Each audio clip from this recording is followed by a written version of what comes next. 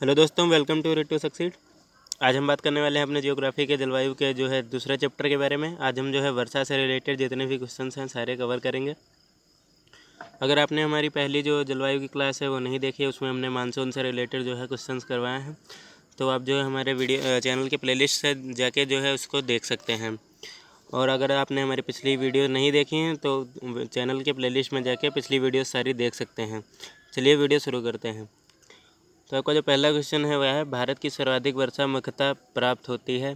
तो यह जो है दक्षिण पश्चिम मानसून से, तो दक्षिण पश्चिम मानसून से जो है सर्वाधिक वर्षा जो है प्राप्त होती है।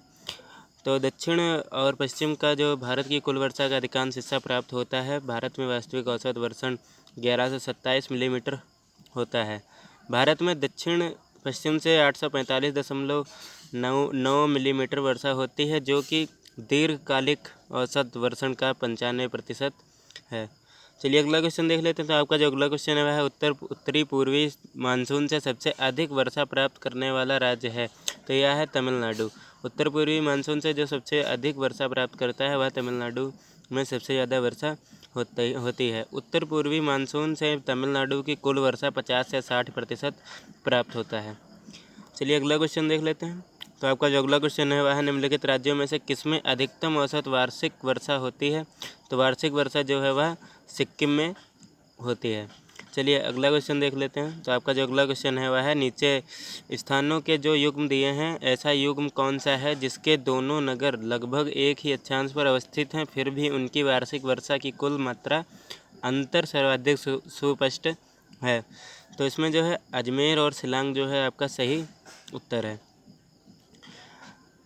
अजमेर और शिलांग जो है 26 डिग्री 27 मिनट उत्तर अक्षांश पर अवस्थित हैं, किंतु भारत के वर्षा आंकड़े 2017 के अनुसार अजमेर की वार्षिक वर्षा 540.2 मिलीमीटर है, जबकि शिलांग जो पूर्वी खासी ज़िले में है तो 76-79.8 मिलीमीटर वर्षा होती है। चलिए अगला क्वेश्चन देख लेते हैं। तो आपका जो अगला क्वेश्चन है वह है, एक मौसम विज्ञान केंद्र का औसत वार्षिक तापमान 26 डिग्री सेल्सियस है। इसकी औसत वार्षिक वर्षा 63 सेंटीमीटर और इसके तापमान का वार्षिक परिसर 9 डिग्री सेल्सियस है। संदर्भित केंद्र है, जिसका जो सही उत्तर है वह है चेन्नई। तो इसका जो संदर्भित केंद्र है वह है चेन्नई। भारतीय मौसम विभाग द्वारा प्रदत्त आंकड़ों के अनुसार चेन्नई का औसत तापमान जाड़ों में 24 डिग्री सेल्सियस, गर्मियों में 30 डिग्री सेल्सियस तक रहता है। यहाँ वर्षा औसतन लगभग 60 से 70 सेंटीमीटर के मध्य रहती है। यहाँ वर्षा भर तापमान का औसत लगभग 26 डिग्री सेल्सियस रहता है। प्रतिदिन न्यूनतम अधिकतम तापमान का वार्षिक परिसर 8 से 9 डिग्री सेल्सियस के मध्य रहता है। तो इसलिए विकल्प में दिए गए अन्य किसी नगर के तापमान का प्रश्न तथ्यों से मेल नहीं खाता है। चलिए अगला क्वेश्चन देख लेते हैं। तो आपका जो अगला क्वेश्चन है वह नीचे दिए गए भारतीय नगरों में से सामान्य वर्षा का सही अवरोही क्रम कौन सा है। तो सामान्य वर्षा का सही अवरोही क्रम है कोची, कोलकाता, पटना और दिल्ली। चलिए अगला क्वेश्चन देख लेते हैं। तो आपका जो अगला क्वेश्चन है वह है, आम्र वर्षा संबंधित है। तो आम्र वर्षा जो है आम की फसल से संबंधित है। तो आम्र वर्षा कर्नाटक एवं केरल में होने वाली मानसून पूर्व वर्षा फुहार है, जो आम की फसल के लिए अत्यधिक लाभकारी है। यह वर्षा बंगाल की खाड़ी में उत्पन्न तूफानों के फलस्वरूप अप्रैल माह में होती है। इस वर्षा से आम्र की जो है पेड़ से टूटकर गिरती नहीं है, अतः आम की फसल अच्छी होती है। भारत में सबसे कम वर्षा वाला स्थान है, तो सबसे कम वर्षा वाला जो है स्थान वह है लेह। चलिए अगला क्वेश्चन देख लेते हैं। तो आपका जो अगला क्वेश्चन है, भारत में सबसे कम वर्षा, तो इसको तो हम देख चुके हैं। तो इसमें जो है उपयुक्त नगरों की वार्षिक वर्षा इस प्रकार है। तो लेह में जो है 9.20 सेंटीमीटर, देश भर में सबसे कम वर्षा जो है लेह में होती है। बीकानेर 24.30 सेंटीमीटर और जैसलमेर में 10 सेंटीमीटर, राजस्थान राज्य में सबसे कम। और इसके आगे देख लेते हैं। तो इसके आगे जो है चेरापूंजी 1100 सेंटीमीटर, मासिनराम 1148 सेंटीमीटर से पहले चेरापूंजी देश ही नहीं दुनिया का सबसे अधिक वर्षा वाला स्थान था। चलिए अतः स्पष्ट है कि लेह भारत का सबसे कम वर्षा वाला स्थान है। 31 अक्टूबर 2019 से लेह केंद्र शासित प्रदेश लद्दाख है। चलिए अगला जो आपका क्वेश्चन है, निम्नलिखित में किस स्थान पर कम वार्षिक वर्षा होती है। तो इसमें जो है लेह में कम वार्षिक वर्षा होती है। आपका अगला जो क्वेश्चन है वह चेरापूंजी अवस्थित है। तो चेरापूंजी जो है वह मेघालय राज्य में अवस्थित है। भारतवर्ष में सर्वाधिक वर्षा जो है आपका पश्चिमी घाट, हिमालय क्षेत्र तथा मेघालय क्षेत्र में ही होती है। तो आपका जो ऑप्शन सही है वह है ऑप्शन ए। चलिए अगला क्वेश्चन देख लेते हैं। तो आपका जो अगला क्वेश्चन है वह है, भारत में वर्षा का आधिक्य होते हुए भी यह देश प्यासी धरती समझा जाता है, इसका कारण क्या है? तो इसका जो कारण है वह है वर्षा के पानी का तेज़ी से बह जाना, और वर्षा के पानी का शीघ्रता से भाप बनकर उड़ जाना, और वर्षा का कुछ थोड़े ही महीनों में जो है जोर होना। तो आपका जो सारे ऑप्शन हैं वह सही हैं। चलिए अगला क्वेश्चन देख लेते हैं।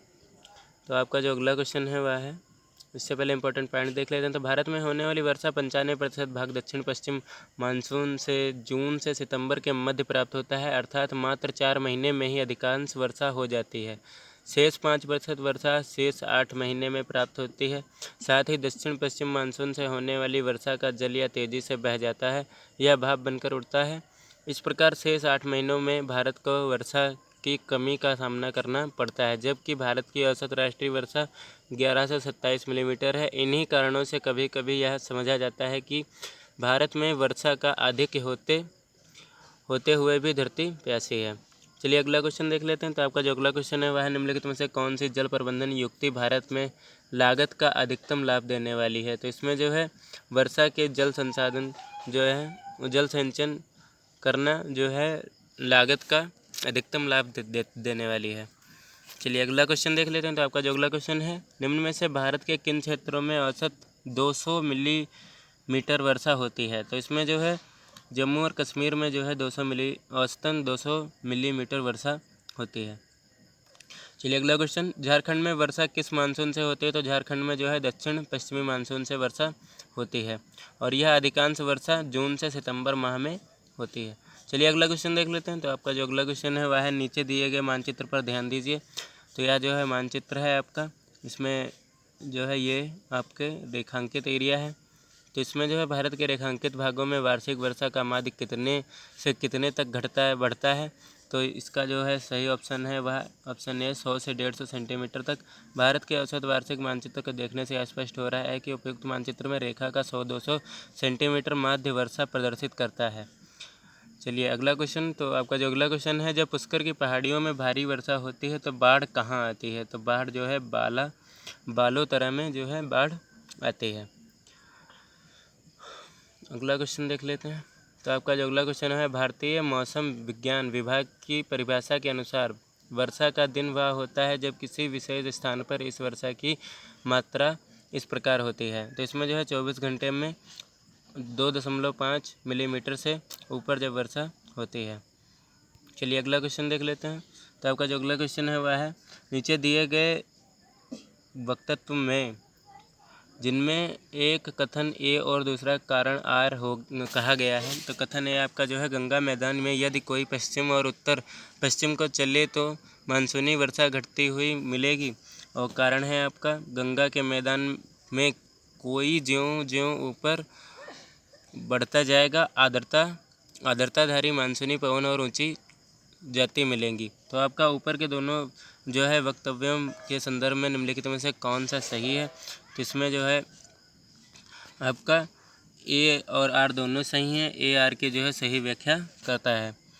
चलिए आगे देख लेते हैं। तो इसके इम्पोर्टेंट पॉइंट, गंगा के मैदान में पश्चिम और उत्तर और पश्चिम की ओर मानसूनी वर्षा घटती जाती है, अर्थात पश्चिम से पूर्व की ओर वर्षा बढ़ती जाती है। पश्चिम की ओर पंजाब के मैदानों में औसत वार्षिक वर्षा 600 मिलीमीटर होती है, वहीं पूर्व में गंगा के मैदान में यह 1500 मिलीमीटर तक होती है। गंगा के मैदानों में ऊपर की और पवनों में आर्द्रता क्रमशः कम हो जाएगी, फलस्वरूप पवनें ऊंचाई की ओर जो है जाती मिलेंगी। मानसूनी पवनों की आर्द्रता वर्षा की मात्रा का प्रभावित करती है, अतः यह अभिष्ट विकल्प जो है आपका ए सही है। चलिए अगला क्वेश्चन देख लेते हैं। तो आपका जो अगला क्वेश्चन है वह है, इसमें जो है नीचे दिए गए मानचित्र को दर्शाया गया है। इस चित्र में दर्शाया गया है